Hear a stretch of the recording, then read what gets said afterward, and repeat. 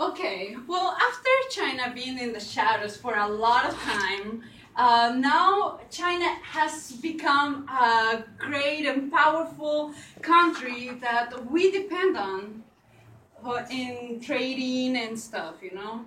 Most of our stuff is from there. Well, this has a price in the environment and the health of people.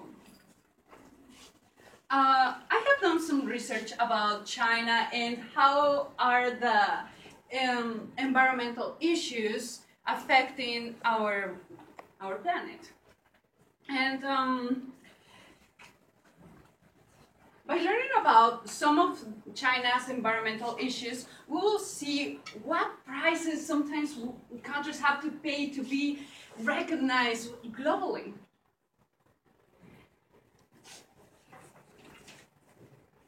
China has big ambitions, and according to the Food and Water Watch China from June 2011, China is the largest agricultural economy in the world, and one of the biggest agricultural exporters, for example, the U.S. Also, China has a lot of factories, you know, and these factories like produce a lot of pollution in the air or also contaminate the water.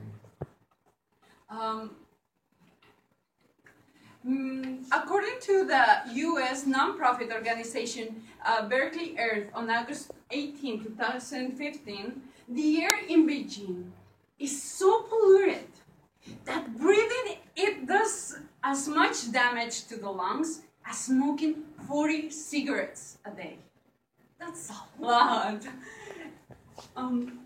Also, factories affect a lot the weather in, well, not really the weather, but it looks like it is the weather. So let's say, it looks very foggy outside, and you think, oh, it's because a storm is coming up, but in reality, that's not what it is.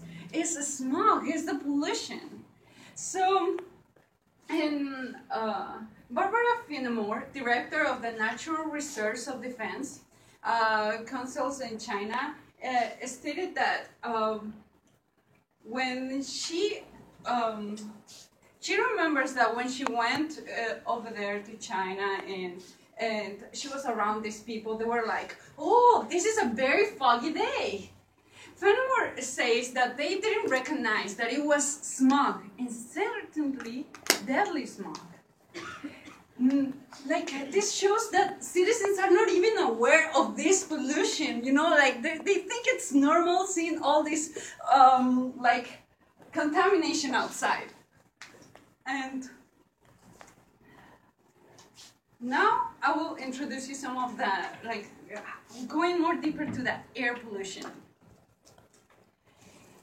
So China has many coal industries, right? And like it contaminates a lot the air.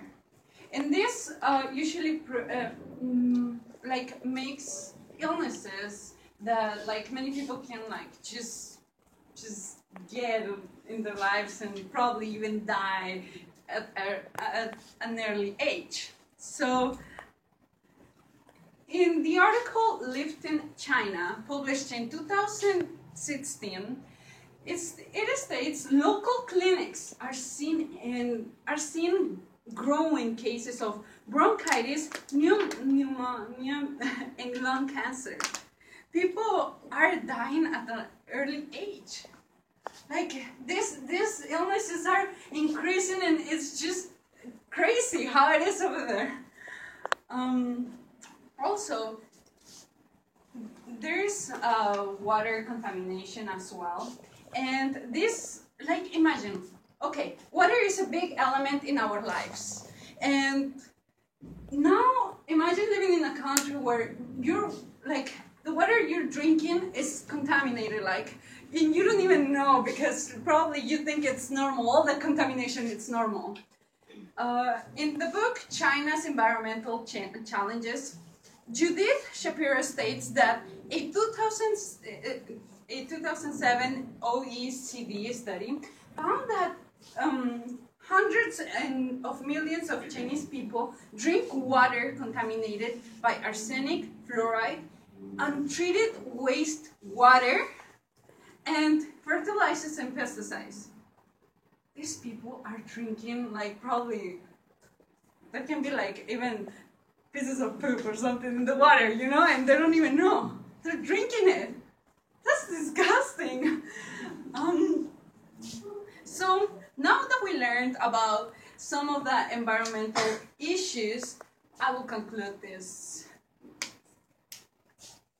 China's environmental issues are just a cause of China's thirst for power to be recognized globally, you know? Like China is, the government is just thinking, okay, we're gonna produce money and I'm not really gonna care if you or you or you are going to go through illnesses, or maybe you will die young, or maybe you're gonna breathe the air that is like equal to the air,